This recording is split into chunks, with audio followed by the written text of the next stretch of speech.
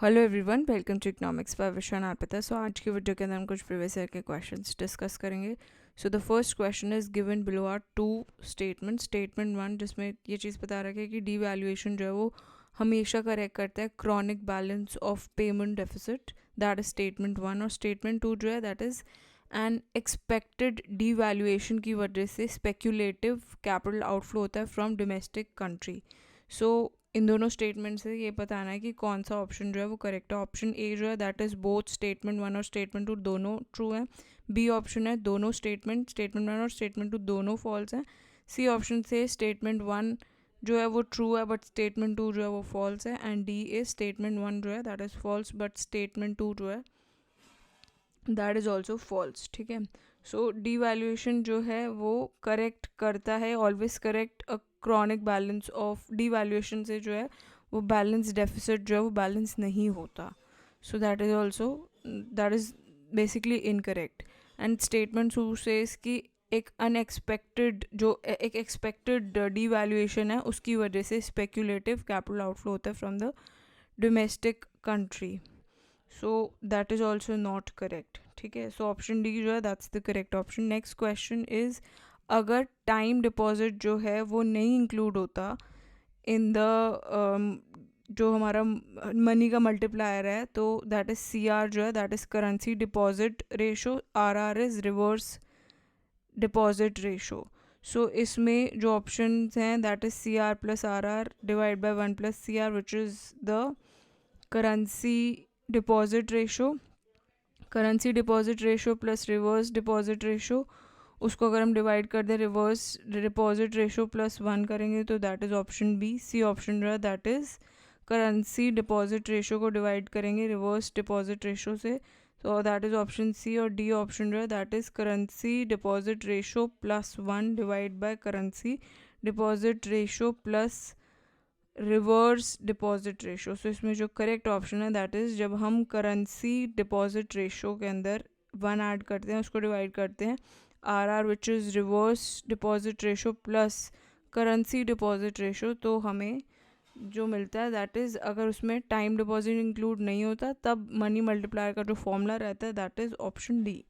ठीक है, next question is strategy जिसके अंदर हमें बेसिकली चूज़ करना policy which has the best possible outcome. इसको हम क्या बोलते हैं दैट इज़ डोमिनेंट स्ट्रैटेजी बोलते हैं कि मैक्सी मैक्स बोलते हैं या मिनी मैक्स बोलते हैं, मैक्सी मिन बोलते हैं। सो जो करेक्ट ऑप्शन है that is maxi max, that is option B. ठीक है, सो इसमें दोनों जो पॉलिसी है उसके अंदर बेस्ट पॉसिबल आउटकम रहता है दैट इज़ ऑप्शन बी। ठीक है, next question is match the following जिसके अंदर रिवर्स रेपो रेट क्या होता है, बैंक रेट क्या होता है, रेपो रेट क्या होता है, कैश रिजर्व रेशो क्या होता है। तो we have to choose from the list B कि कौन सा जो है वो सही है। सो रिवर्स रेपो रेट क्या होता है, रिवर्स रेपो रेट जो है that is reverse repo rate की अगर बात करें उसके अंदर होता है कि आरबीआई जो है बोरो करता है मनी फ्रॉम कमर्शियल बैंक्स। जब कमर्शियल बैंक से आरबीआई बोरो करता है तो उसको हम रिवर्स रेपो रेट बोलते हैं, that is option this thing third option. और विच इज़ थर्ड से अगर हम मैच करेंगे that is reverse, just a second.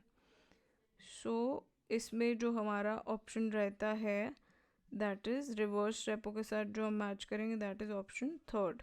ठीक है, ऐसे ही बैंक रेट की अगर बात करें तो what is bank rate, bank rate is basically bank rate होता है जब आरबीआई जो है वो लोन देती है कमर्शियल बैंक्स को for long run. So accordingly इसका जो करेक्ट ऑप्शन होता है ए का थर्ड एंड बी का सेकंड। सो बी जो है दैट्स द करेक्ट ऑप्शन। बाकी you can see others also कि रेपो रेट क्या होता है, रेपो रेट जब आरबीआई प्रोवाइड करती है loan to the commercial bank for short term. ठीक है, so that is repo rate. Cash reserve ratio, cash reserve ratio क्या है दैट इज़ जब कमर्शियल बैंक्स जो हैं उनके पास deposit that they have the deposit of minimum ratio of the net total liability in the RBI that is cash reserve ratio, that is option fourth. ठीक है, next question is what are the primary goals of sustainability. Sustainability के primary goals क्या होते हैं, the end of poverty and hunger, ये goal होता है कि better standard of education and health care, that is option B. To achieve gender equality या sustainable economic growth, या option C to achieve both inter and intra generational equity.